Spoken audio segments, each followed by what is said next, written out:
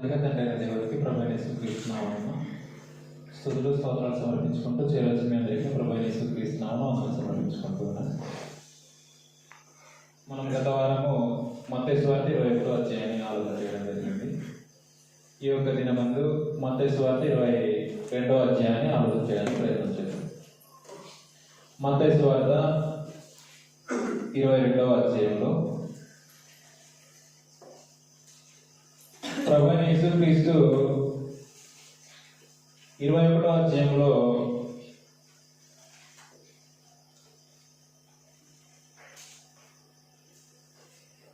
పరిసయ్యులతో యూదులతో సంభాషణ చేస్తూ వారిని ఉద్దేశించి 2 ఉపమానాలు చెప్పడం జరిగింది. ఈ 22వ అధ్యాయంలో కూడా వాళ్ళనే ఉద్దేశించే 22వ అధ్యాయంలో కూడా ఈ ఉపమానాన్ని ప్రారంభించడం జరిగింది. మత్తయి సువార్త 21వ అధ్యాయంలో 45వ అధ్యాయాన్ని ఒకసారి చదువుదాం. 45వ అధ్యాయంలో చదివినప్పుడు ఎవరిని ఉద్దేశించి ఈ యొక్క ఉపమానం తెలియజేస్తున్నాడో ఆ విషయాన్ని మనం గ్రహించినప్పుడు తర్వాత ఆ ఉపమానంలో ఉన్న భావాన్ని మనం గ్రహించడానికి ప్రయత్నం చేస్తాం. ప్రధాన యాజకులను పరిసయ్యులను ఆయన చెప్పిన ఉపమానమును విని తమను గూర్చి చెప్పినని గ్రహించి ఆయనను పట్టుకున్న సమయము చూస్తుండరు గాని జనులందరూ ఆయనను ప్రవక్తయని ఎంచిరి కనుక వారికి భయపడేది. ప్రభువైన యేసుక్రీస్తు వారు ప్రధాన యాజకులను పరిసయ్యులను ఉద్దేశించి ఈ యొక్క ఉపమానాన్ని కూడా ప్రారంభించాడు. మత్తయి సువార్త 22వ అధ్యాయంలో ఉన్న ఉపమానాన్ని వారిని బేస్ చేసుకుని ప్రారంభించడం జరిగింది. మత్తయి సువార్త 22వ అధ్యాయంలో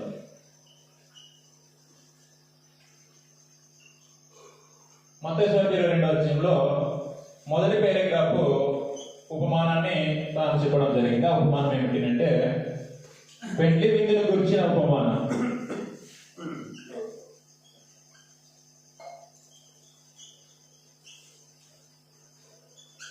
పెండ్లి విందును గురించిన ఉపమానం.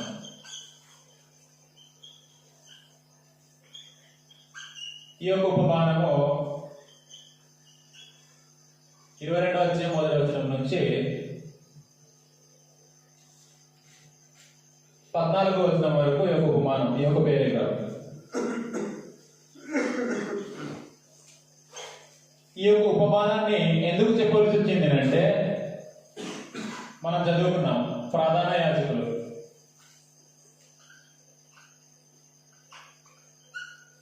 తర్వాత పరిసయ్యులు,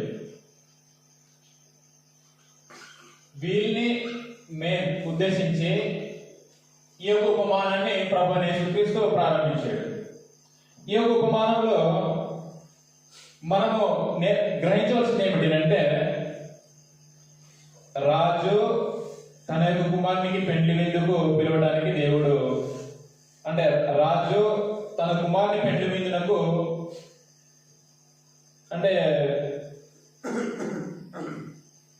ఒకసారి 2వ వచనంలో పరలోక రాజ్యము తన కుమారుని పెండ్లి విందు చేసిన ఒక రాజును పోలి ఉన్నది. ఇక్కడ దేన్ని పోలుస్తున్నాడు అంటే పెండ్లి విందును గురించిన ఉపమానం. ఈ పెండ్లి విందు అని దేన్ని పోలుస్తున్నాడు అంటే దేవుని యొక్క రాజ్యాన్ని.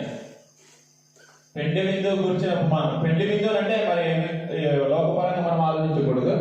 దేన్ని పోలుస్తున్నాడు అంటే దేవుని యొక్క రాజ్యాన్ని. ఒక రాజు పెండ్లి విందు చేసినట్టు యేసు ప్రభువు తెలియజేస్తున్నాడు. అంటే దాంతో పోలుస్తున్నాడు.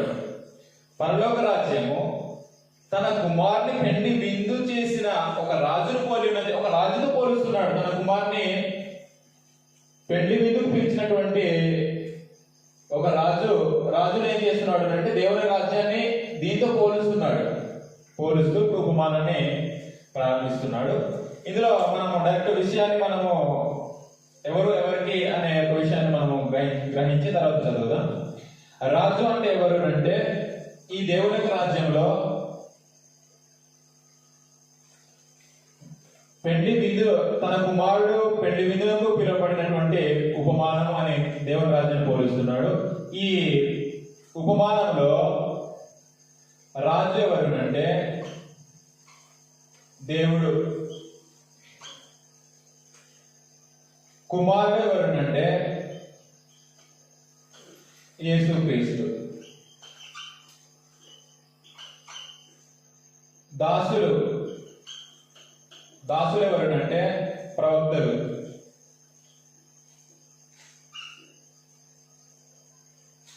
అపోస్తులు లేదా అపోస్తులు అనొచ్చు.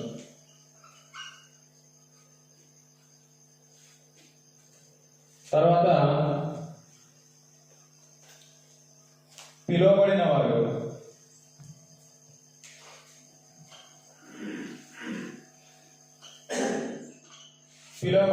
ఎవరంటే యూదులు.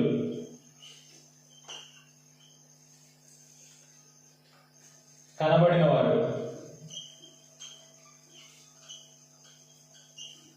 వారు ఎవరంటే అన్యులు. దీన్ని మనం ఈజీగా గ్రహించినప్పుడు ఇప్పుడు మనం చదివితే తేలిగ్గా అర్థం చేసుకోవడానికి అవకాశం ఉంటుంది. మొదటి వచనం నుంచి చదువుతాం. యేసు వారికి ఉత్తరం, మీరు గమనించండి, యేసు వారికి ఉత్తరం ఇచ్చు. ఎవరికేనంటే మనం గుర్తించాల్సిన ఎవరికేనంటే ప్రధాన యాజకులకు, పరిసయ్యులకు. మనం పైన 45వ వచనంలో చదివినట్టుగా పరిసయ్యులు, ప్రధాన యాజకులను, పరిసయ్యులను వారిని గురించే ఉద్దేశించి మాట్లాడుతున్నాడు. యేసు వారికి ఉత్తరం ఇచ్చు. వారికి అంటే ఆ ప్రధాన యాజకులు, పరిసయ్యులు. యేసు వారికి ఉత్తరం ఇచ్చు తిరిగి ఉపమాన రీతిగా ఇట్లా నేను పరలోక రాజ్యము తన కుమారుని పెండ్లి విందు చేసిన ఒక రాజును పోలి ఉన్నది. ఆ రాజ్యం ఎవరు మనం ఆలోచన చేసాం. ఆ రాజ్యం ఎవరు అంటే దేవుడు. తన కుమారుని ఒక పెండ్లి విందు అంటే కుమారుడు ఎవరు అంటే యేసుక్రీస్తు. ఆ పెండ్లి విందుకు పిలువబడిన వారిని రప్పించుటకు అతడు తన దాసులను పంపినప్పుడు వారు రానులకు పోయారు. ఆ దాసులు ఎవరునంటే ప్రవక్తలు లేదా మనం అపోస్తులు అనేసి కూడా అనుకోవచ్చు. ప్రవక్తలు లేదా అపోస్తులు. ఆ రాజు పంపించిన దాసులు ప్రవక్తలు లేదా అపోస్తులు కాగా అతడు ఇదిగో నా విందు సిద్ధపరిచి ఉన్నాను, ఎద్దులను క్రొవ్విన పశువులను వధింపబడినవి అంతయు సిద్ధముగా ఉన్నది. పెండ్లి విందుకు రండని పిలువబడిన వారితో చెప్పుడని వేరే దాసులను పంపాను. మీరు గమనించండి, మొదటిసారి దాసులను పంపాడు, వారు రాలేదు. రెండోసారి వేరే దాసులను పంపాడునంట రాజు. ఎవరి కోసమో పంపిస్తున్నాడు అంటే పిలువబడిన వారిని ఉద్దేశించి, ముఖ్యంగా వీళ్ళని ఉద్దేశించి. మొదటిసారి పంపించాడు దాసులను, ప్రవక్తలను లేదా అపోస్తులను. వీళ్ళు రాలేదు. పెండ్లి విందునంటే అన్ని సిద్ధం చేయబడిందంటే ఇక్కడ ఉపమానం ఏమిటంటే పోల్చి మాట్లాడుతున్నాడు. పెండ్లి విందునంటే ఏమిటంటే దేవుని యొక్క రాజ్యం సిద్ధంగా ఉంది, దేవుని యొక్క రాజ్యానికి రండి అని చెప్పడానికి ఇక్కడ ఉపమాన రీతిగా ఏమని మాట్లాడుతున్నాడు అంటే, ఇదిగో నా విందు సిద్ధపరిచి ఉన్నాను, ఎద్దులను క్రొవ్విన పశువులను వధింపబడినవి అంతయు సిద్ధంగా ఉన్నది. పెండ్లి విందుకు రండని పిలువబడిన వారితో చెప్పుడని వేరే దాసులను పంపాను. కానీ వారు లక్ష్యం చేయక, వారు అంటే పిలువబడిన వారు ఎవరంటే యూదులు, వారు లక్ష్యం చేయక ఒకడు అది ఒకడే పని పెట్టుకొని పొలానికి వెళ్ళిపోయాడు. ఒకడు పొలమునకును మరి ఒకడు తన వర్తకమునకును వెళ్ళి తక్కిన వారు. ఒకసారి ఆలోచించారు. ఈ యూదులు మొదటిసారి పిలువబడినప్పుడు వారు ఒకడునంట పొలంలోకి వెళ్ళిపోయాడునంట.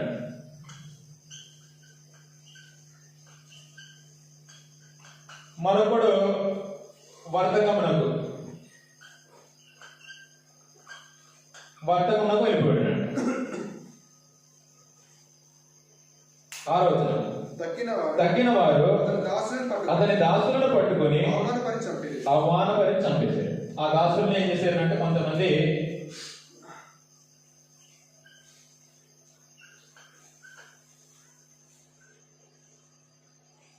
అవమానించి చంపేశారంట.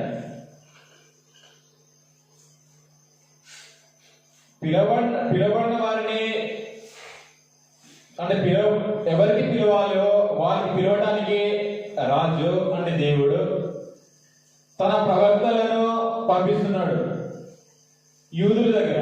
పిలవబడిన వారు వీళ్ళు పిలవడానికి పంపిస్తే కొంతమంది పొలానికి వెళ్ళిపోయాడు, ఒకడు పొలానికి వెళ్ళిపోవడం వెంట, మరొకడు వర్తకానికి వెళ్ళిపోవడం వెంట, మరికొంతమంది ఆ పిలవడానికి వెళ్ళిన వారిని ఏం చేస్తున్నారు అంటే చంపిస్తున్నారు. చంపిస్తుంటే 7వ కాబట్టి రాజు కోపపడి తన దండ్లను పంపి ఆ నరహంతకులను సంహరించి వారి పట్టణంలో తగలబెట్టించి. వీరి యొక్క పట్టణం ఏదేనంటే, ఈ యూదుల యొక్క పట్టణం ఏదేనంటే యెరూషలేము.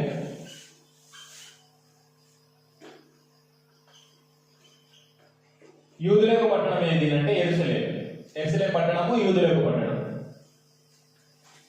దేవుడు ఈ యూదులకు ముందుగా వీరి కోసము దేవుని యొక్క రాజ్యం సిద్ధం చేసిన యొక్క రాజ్యంలో రెండని తన యొక్క దాసులను పంపిస్తే ఒకడు తన పొలంలో వెళ్ళిపోయాడంట, మరొకడు వర్తకంలోకి వెళ్ళిపోయాడంట. కొంతమంది ఏం చేస్తున్నారంటే రెండు దేవుని యొక్క రాజ్యంలో పిలవడానికి వెళ్తున్న వారిని కొంతమంది చంపేసేవాడు. చంపేస్తే ఈ దేవుడు ఏం చేస్తున్నాడు అంటే ఎవడైతే నేను పంపిస్తున్న యొక్క దాసులను చంపేసారో ఆ నరహంతకులను సంహరించాలి, చంపేయాలని అనుకున్నాడు అన్న దేవుడు. చంపిన వారు ఎవరంటే నరహంతకులు.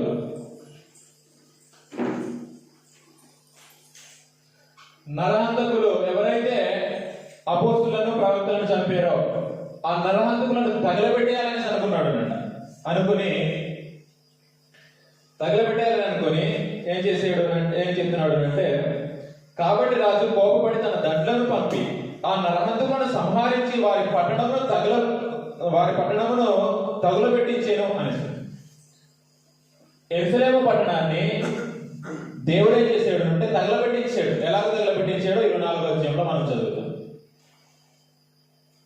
ఎందుకు తగలబెట్టవలసి వచ్చింది అంటే దేవుడు పంపించిన దాసులను చంపిస్తున్నారు, అవమానపరుస్తున్నారు. రండని పిలిచిన వారినే అలా చేస్తుంటే దేవుడు కోపపడి ఆ నరహంతకులను చంపేసి వారి యొక్క పట్టణాన్ని తగలబెట్టించాను అనుకుని యేసుప్రభు అంటాడు ఈ యెరూషలేము పట్టణము రాతి మీద ఒక రాయి కూడా ఉండదనేసి మాట్లాడతాడు. ఒకసారి చదివేస్తుందాం మనం ఎలాగో తగలబెట్టించాడో. 24వ అధ్యాయం మత్తయి సువార్త 24వ అధ్యాయము మొదటి వచనం నుంచి మొదటి 2 వచనాలు. యేసు దేవాలయం అంటే యెరూషలేము దేవాలయం నుండి బయలుదేరి వెలుచుండగా ఆయన శిష్యులు ఆ దేవాలయపు కట్టడములు ఆయనకు చూపింపవచ్చిరి. అందుకు ఆయన మీరు ఇవన్నీ చూస్తున్నారు కదా, రాతి మీద రాయి ఒకటైనను ఇక్కడ నిలిచి ఉండకుండా పడద్రోయబడునని మీతో నిశ్చయముగా చెప్పుచున్నాను వారితో. ఈ యొక్క యెరూషలేము యొక్క దేవాలయము రాతి ఒక రాయి కూడా ఇక్కడ ఉండదునంట. ఏమనుకున్నాడు అంటే రాతి మీద రాయి ఒకటైనా ఇక్కడ నిలిచి ఉండకుండా పడద్రోయబడుతుంది అనేసి అన్నాడు. అంటే దేవుడు తగలబెట్టిస్తాడు అని చెప్తున్నాడు. ఎందుకు తగలబెట్టిస్తాడు అంటే నరహంతకులు అయ్యారు. వీరు రావాలని, ఈ యూదులు దేవుడి రాజ్యంలో రావాలని దేవుడు తన యొక్క దాసులను పంపిస్తే ప్రవక్తలను చంపేశారు, అపొస్తలులను చంపేస్తున్నారు. అందుకని దేవుడు ఆ నరహంతకులను చంపేయాలని అనుకుని యెరూషలేము దేవాలయాన్ని తగలబెట్టించాడు. తగలబెట్టించేసి ఆ తగలబెట్టిస్తున్నప్పుడు ఎలాంటి శ్రమ కలుగుతుందో 20వ వచనం చదువుతాం. 24వ వచ్చి 20వ వచనం మత్తయి సువార్త 24వ వచ్చి 20వ వచనం. అప్పుడు మహాశ్రమ 19వ వచనం నుంచి చదువుదాం లేదా? అయ్యో ఆ దినములలో, ఆ దినము అనే దేని గురించి మాట్లాడుతున్నాడు అంటే యెరూషలేము తగలబెట్టించే దినము, యెరూషలేము తగలబెట్టించే ఒక దినాన్ని గురించి మాట్లాడుతున్నాం. అయ్యో ఆ దినములలో గర్భిణులకు పాలించు వారికి శ్రమ, అప్పుడు మహాశ్రమ కలుగును కనుక మీరు పారిపోవుట చలికాలమందైనను విశ్రాంతి దినమందైనను సంభవింపకుండవలెనని ప్రార్థించుడి అని. అంటే దేవునికి ఏమని ప్రార్థించాలి అంటే యెరూషలేము తగలబెట్టించే ఒక దినము శనివారము అవ్వకూడదు, అంటే విశ్రాంతి దినం. శనివారం విశ్రాంతి దినం అంటే శనివారం కాకుండా, అలాగే చలికాలం కాకుండా ఆ శ్రమ అన్నది ఆ రెండు విషయాల్లో తప్పించు అని దేవుని ప్రార్థించండి అనేసి అన్నాడు. చలికాలమందు మందైనను విశ్రాంతి దినం మందైనను.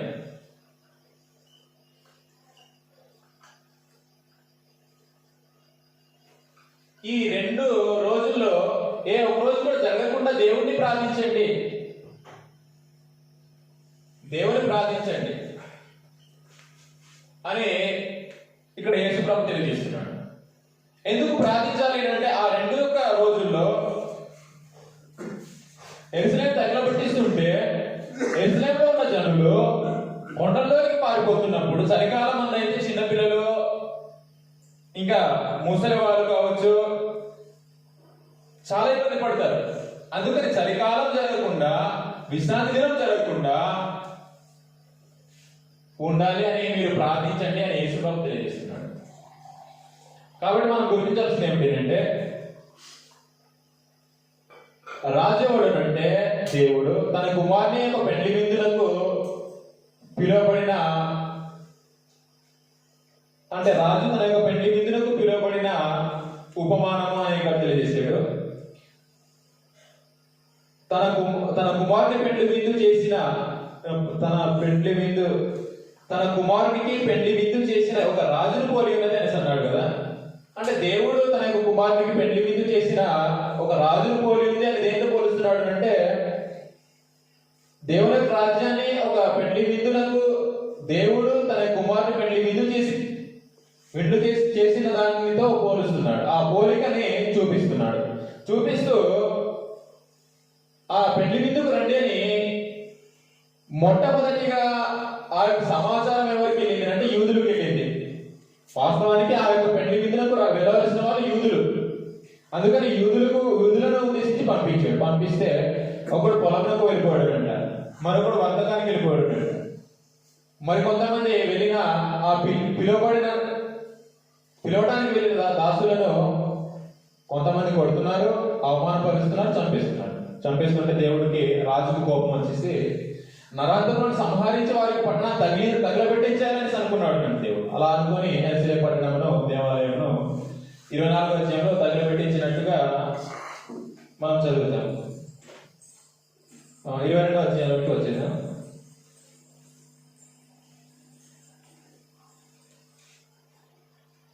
9వ వచనంలో 8వ వచనం అప్పుడు అతడు పెండ్లి విందు సిద్ధంగా ఉన్నది గాని పిలువబడిన వారు పాత్రులు కారు అంటే వీరు రాలేదు. ఒకడు ఒక పని పెట్టుకుని వెళ్ళిపోయాడు, మరొకడు ఒక పని పెట్టుకుని వెళ్ళిపోయాడు, మరికొంతమంది వెళ్ళిన వారు చంపేసి వీళ్ళు పాత్రలు కాలేదు. యూదులు దేవుని రాజ్యంలో పాత్రలు కాలేకపోతే ఇప్పుడు మరొకరికి అవకాశం వచ్చింది.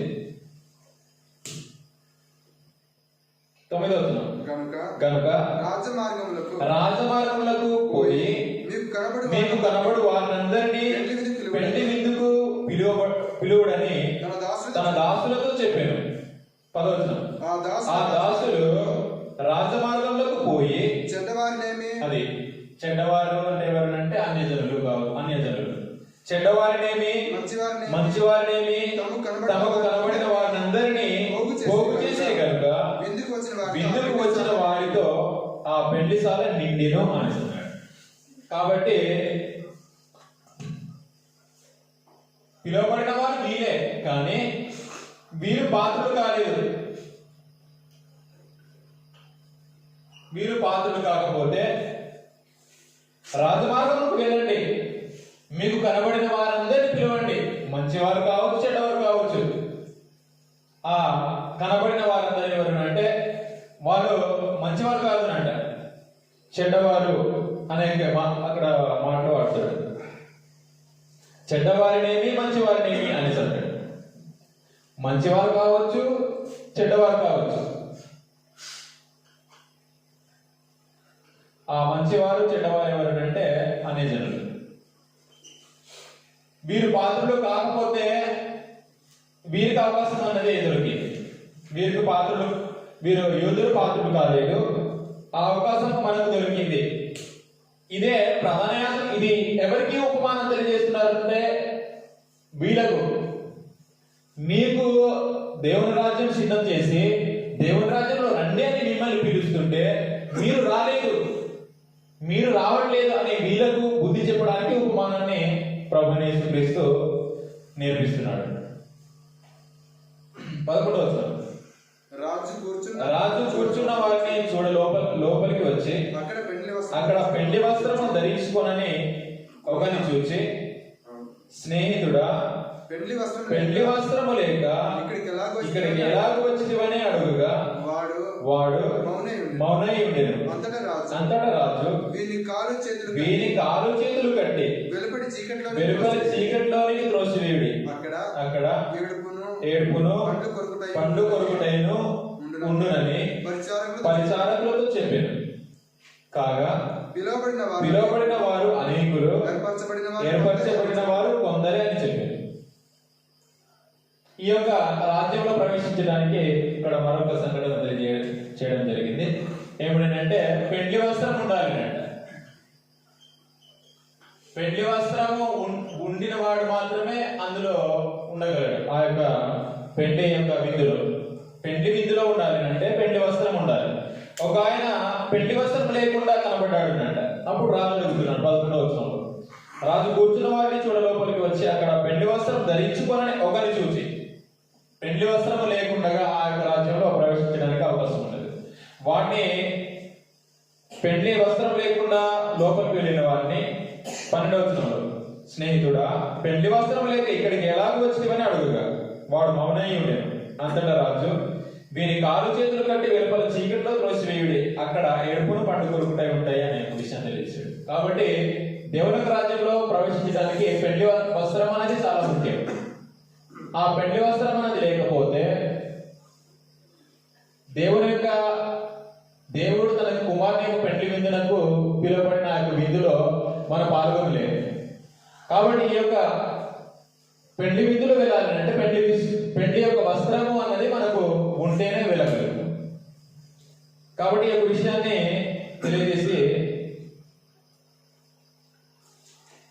పరిసరాలకు అర్థమవుతే ఇది మా కోసమే అనే విషయాన్ని వీళ్ళు అర్థం చేసుకొని ఏదో విధంగా ఈయనను చిక్కులో పెట్టాలి, ఏదో విధంగా ఇతన్ని చిక్కుపరిచి ఇతని పట్టుకోవాలి అని అనుకున్నారు.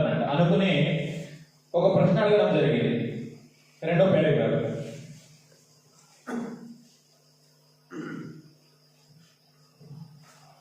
2వ పేరాగ్రాఫ్ లో ఒక ప్రశ్నను అడుగుతారు. ఏమిటంటే కైసరుకు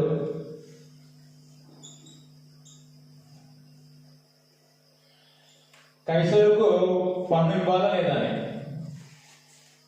కైసరులకు పన్నించుట న్యాయమా అని అడుగుతారు. కైసరుకు పన్నించుట న్యాయమా?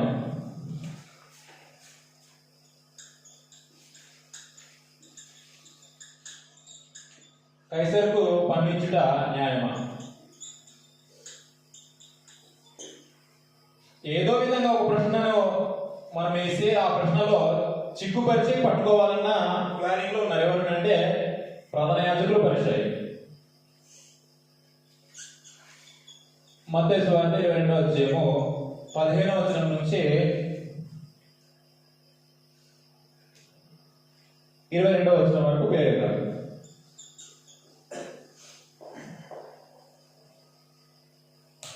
15వ వచనం.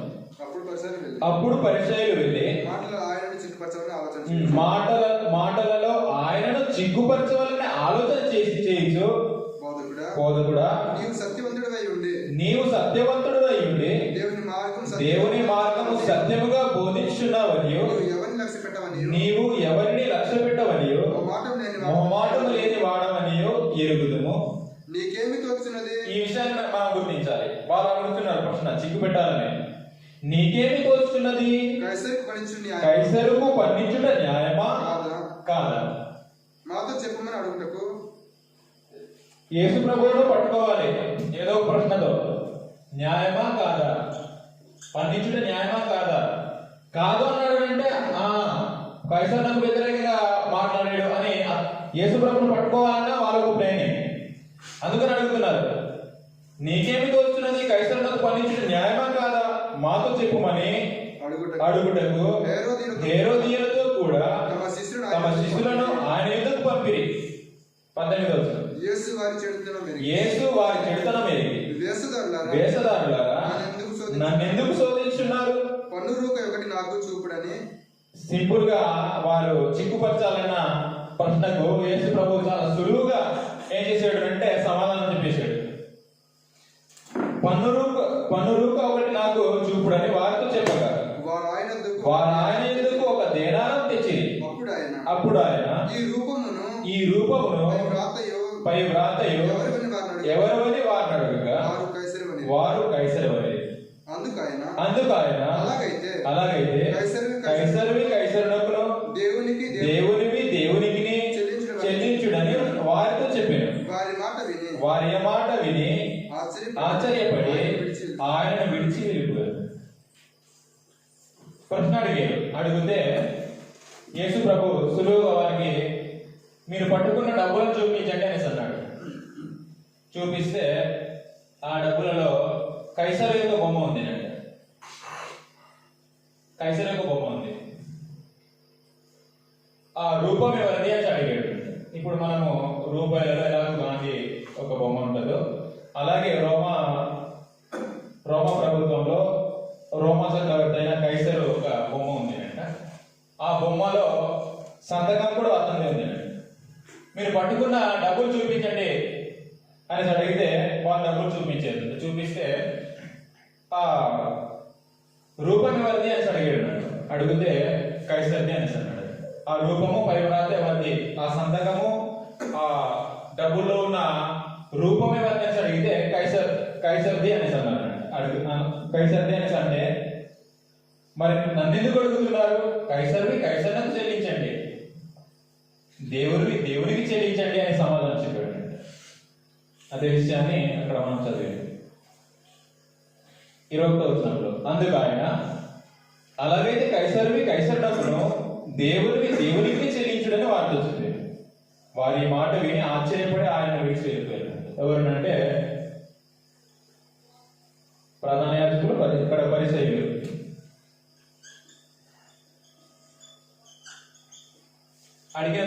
అడిగిన వారు ఎవరంటే పరిసయ్యులు. ఇక్కడ ప్రధాన యాజకులు పరిసయ్యులు ఇద్దరు కలిసి అడగడం జరిగింది. అంటే వీరిని ఉద్దేశించి ఈ యొక్క ఉపమానం చెప్పడం జరిగింది. ఇక్కడ ఎవరంటే ఓన్లీ పరిసయ్యులు మాత్రమే. అంటే ప్రశ్న అడిగి చిక్కుపరచాలని ఆలోచన కలిగినాం. ఇప్పుడు 3వ పేరాగ్రాఫ్లో సద్దుకాయలు ఎదురవుతారు. 3వ పేరాగ్రాఫ్ ఏమిటంటే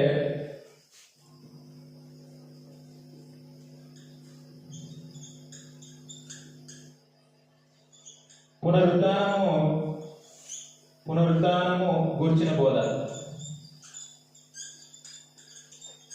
ఈ యొక్క పేరాగ్రాఫ్లో ఇప్పుడు పరిసయ్యులు ప్రధాన యాజకులు లేరు. ఇంకో బేచి రావడం జరిగింది. 23వ వచనం నుంచి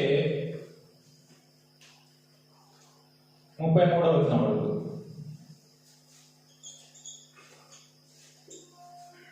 పునరుద్ధానం గురించిన బోధ. ఇక్కడ అడుగుతుంది ఎవరంటే సద్దుకాయలు.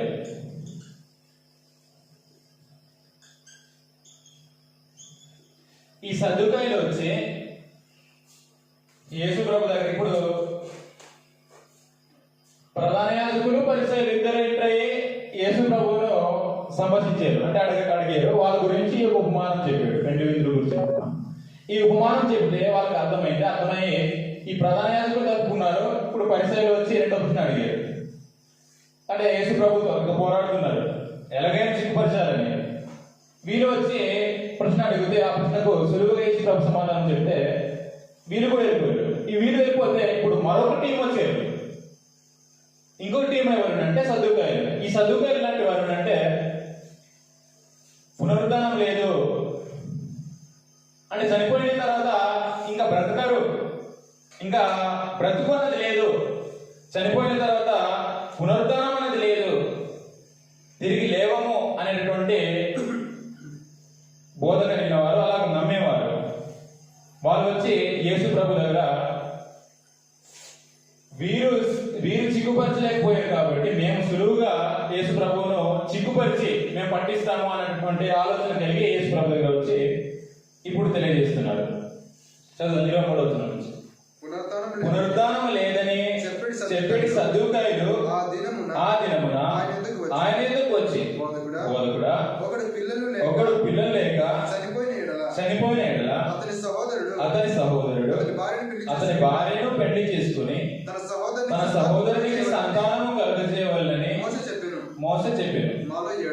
మాలో ఏడుగురు సహోదరులు నుండి మొదటివాడు పెళ్లి చేసుకుని చనిపోయాను. అతనికి సంతానం లేనందున అతని సహోదరుడు అతని భార్యను తీసుకుని రెండవ వాడును మూడవ వాడును ఏడవ వాడి వరకు అందరూ అలాగే జరిగించి చనిపోయారు.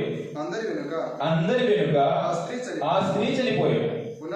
పునరుద్ధానం ముందు ఈ ఏడుగురిలో ఆమె ఎవరికి భార్యగా ఉండును, ఆమె వీరందరికి భార్యగా ఉండేది కదా అని ఆయన అడిగి. ఒకసారి మీరు గమనించండి, వీళ్ళు అడిగిన ప్రశ్న సులువుగా చెప్పేసాడు కదా, మనం అడిగిన ప్రశ్న సులువుగా చెప్పలేడు అన్నటువంటి ఒక ఆలోచన కలిగిన వారు వీళ్ళు ఒక విశ్వాసం ఏమిటంటే పునరుద్ధానం లేదు, చనిపోతే బ్రతకము అని నమ్మేవారు. అలా నమ్మేవారు ఏమని అడుగుతున్నారు అంటే, ఒక సహోదరుడు పెళ్లి చేసుకుని పిల్లలు లేక సంతానం లేక చనిపోయాడు. చనిపోతే వాళ్ళకి 7 సహోదరులు ఉన్నారు. 7 సహోదరులు ఉన్నారు. అంటే మొదటి వారి నుంచి 7 వరకు పిల్లలు లేకనే చనిపోయాడంట. ఈ 7 చేసుకున్నది కూడా ఒకటే భార్య, ఒకే భార్యని 7 చేసుకున్నారు. 7 కూడా సంతానం లేదంటే చనిపోయారు. చనిపోతే ఈ 7లో ఎవరికి భార్యగా ఉంటుంది అని అడుగుతున్నాడు. పునరుద్ధానం ఉంది అని నువ్వు చెప్తున్నావు కదా, ఈ 7లో ఆ యొక్క స్త్రీ ఎవరికి భార్యగా ఉంటది? ఈ 7లో మొదటి వారికి భార్యగా ఉంటుందా, రెండో వారికి భార్యగా ఉంటుందా, మూడో వారికి భార్యగా ఉంటుందా, 4వ వారికి భార్యగా ఉంటుందా, 5వ వారికి, 6వ వారికి, 7వ వారికి ఎవరికి భార్యగా ఉంటది అని అడుగుతున్నారు యేసు ప్రభు. నువ్వు పునరుద్ధానం ఉంది అని చెప్తున్నావు కాబట్టి ఎవరికి భార్యగా ఉంటది అని యేసు ప్రభు ప్రశ్న అడిగాడు.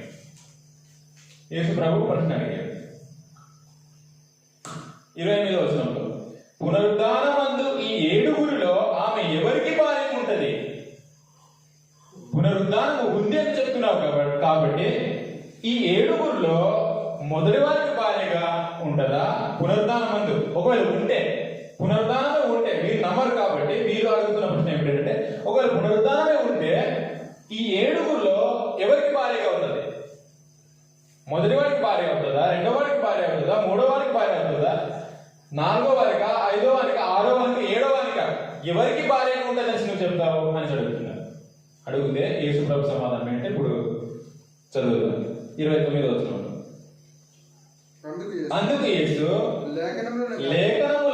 లేఖనములను గాని దేవుని శక్తిని గాని ఎరుగక అది మీరు పునరుద్ధానం లేదు అని అంటున్నారు. పునరుద్ధానం ఉంది. మీరు లేఖనం యొక్క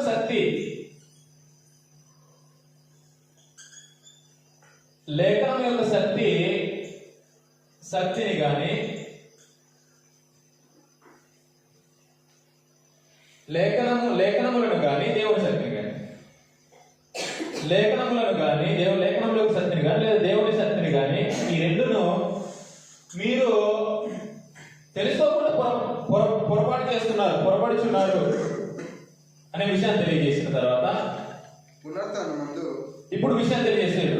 పునరుత్థానమందు ఎవరునో పెళ్లి చేసుకున్నారు, అది పెళ్లి చేసుకున్నారు, పెళ్లికి ఇవ్వబడరు. వారు మీరు గమనించండి, పునరుద్ధానంలో ఈ భూలోకంలో జరిగినట్టు వివాహ వ్యవస్థ అనేది లేదు అంటే ఇక్కడ తేల్చి చెప్పేసాడు యేసు ప్రభు.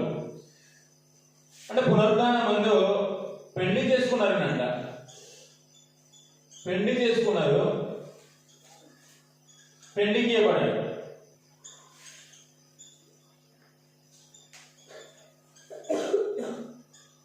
అంటే వివాహ వ్యవస్థ అనేది భూలోకంలోకి సంబంధించినదే, పరలోకంలో వివాహ వ్యవస్థ లేదు. దీని ఈ యొక్క వచనాన్ని బట్టి పునరుద్ధానము తర్వాత వివాహ వ్యవస్థ అనేది లేదు. ఎలా లేదో ఇక్కడ తేల్చి చెప్పేశాడు. పునరుద్ధానమందు ఎవరినో పెళ్లి చేసుకున్నారు, పెళ్లికి ఇవ్వబడరు. ఎలా ఉంటారో ఇక్కడ విషయం తెలియజేశాడు. వారు పరలోకమందున్న దూతల వలె ఉంది. ఇక్కడ చనిపోయిన వారు పునరుద్ధానంలో వివాహ వ్యవస్థ లేదు, పెళ్లి చేసుకున్నారు, పెళ్లికి ఇవ్వబడారు. ఎందుకంటే దేవుడు వివాహ వ్యవస్థను భూలోకంలోనే ఏర్పాటు చేశాడు. పరలోకంలో లేదు వివాహ వ్యవస్థ. పరలోకంలో లేని యొక్క భాగ్యము భూలోకంలో మనకు దొరికింది. ఆ యొక్క భాగ్యాన్ని అనుభవిస్తున్న మనము తెలుసుకోవాల్సింది ఏమిటంటే సర్దుకునేలాగా మనం పొరపాటు చేయకూడదు, అంటే పొరపడకూడదు. ఈ సర్దుకొని ఎలాగ పొరపడుతున్నారు అంటే పునరుద్ధానం లేదనేసి వాళ్ళు నమ్ముతున్నారు. కాబట్టి మీరు తెలుసుకోవాల్సింది ఏమిటంటే లేఖనములను కానీ దేవుని సత్యం కానీ ముందు తెలుసుకోవాలి. తెలుసుకుంటే ఈ యొక్క విషయాన్ని, ఈ యొక్క సత్యాన్ని వాళ్ళు గ్రహిస్తారు, ఈ యొక్క విషయాన్ని గ్రహిస్తారు. ఇప్పుడు ఒక ఎగ్జాంపుల్, అంటే రుజువుగా ఏం తెలియజేస్తున్నాడో ఇప్పుడు మనం చదువుతుంది. రుజువుగా ఎవరిని తెలియజేస్తున్నాడు అంటే అబ్రహాము, ఇస్సాకు, యాకోబు వీరిని తెలియజేస్తాడు. 31-32 వచనాలు. మృతుల పునరుద్ధానము గురించి నేను అబ్రహాము దేవుడను, దేవుడు ఇలా చెప్తున్నాడు అనే విషయం తెలియజేస్తున్నాడు. నేను అబ్రహాము దేవుడను, ఇస్సాకు దేవుడను, యాకోబు దేవుడనై ఉన్నానని దేవుడు మీతో చెప్పిన మాట మీరు చదవలేదా అని చెప్తున్నాడు.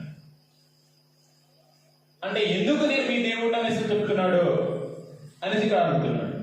మృతుల పునరుద్ధానము గురించి మాట్లాడుతూ నేను అబ్రహాము దేవుడను, ఇస్సాకు దేవుడను, యాకోబు దేవుడై ఉన్నానని దేవుడు మీతో చెప్పిన మాట మీరు చదవలేదా అని చెప్పి 33వ వచనంలో వాళ్ళు ఎలాగున్నారో ఇక్కడ మాట్లాడుతున్నాడు.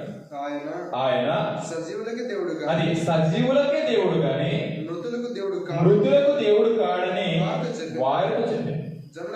జనులది విని ఆయన బోధకు ఆశ్చర్యపడి నేను యాకోబు దేవుడను, నేను అబ్రహాము దేవుడను, యాకోబు దేవుడను, ఇస్సాకు దేవుడను అనేసి దేవుడు చెప్తున్నాడు. వాళ్ళు ఎలాంటి వారు, ఎలా ఉన్నారు అంటే సజీవులుగా ఉన్నారనంట. సజీవులకి దేవుడు. అబ్రహాము, ఇస్సాకు, యాకోబు ఎలా ఉన్నారు అంటే సజీవులుగా ఉన్నారు. దేవుడు సజీవులకు మాత్రమే దేవుడు అంట, మృతులకు దేవుడు కాడు. ఒకవేళ వాళ్ళు మృతులైతే వాళ్ళకి దేవుడు అవ్వడు. వాళ్ళు మృతుల పునరుద్ధానంలో వాళ్ళు సజీవులుగా ఉన్నారు కాబట్టి వారి దేవుడు అని తెలియజేస్తున్నాడు అనే విషయాన్ని వాళ్ళకి ఎత్తి చూపిస్తే ఈ సర్దుకాయలు నోరు మూస్తారు. ఆ యేసు ప్రభు యొక్క బోధకు నోరు మూస్తే ఇంకా ఆశ్చర్యపడిపోయారనంట. అదే మాటలు మనం చదువుతుంది.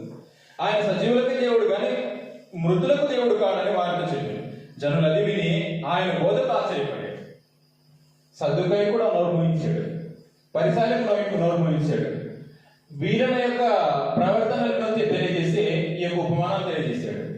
కాబట్టి మనం 3 పేరాగ్రాఫ్లు ఆలోచన చేసాము. ఇంకా 2 ఉన్నాయి, నేను త్వరగా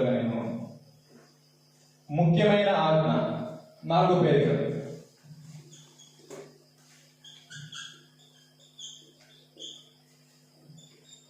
ముఖ్యమైనది మొదటి ఆజ్ఞ. ఆ ఆజ్ఞ ఏంటో ఇక్కడ తెలియజేయడం జరిగింది. 22వ అధ్యాయము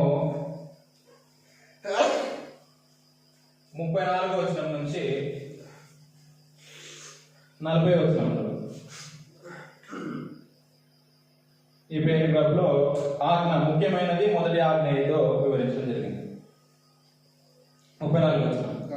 ఆయన సద్దూకైన నోరు ముయించినని పరిసయ్యులు విని కూడి వచ్చి వారిలో ఒక ధర్మశాస్త్రోపదేశకుడు ఇప్పుడు మరొకడు వచ్చాడు. ఆయన ఎవరు అంటే ధర్మశాస్త్రోపదేశకుడు, అంటే ధర్మశాస్త్రాన్ని బోధించేవాడు. ధర్మశాస్త్ర ఉపదేశకుడు.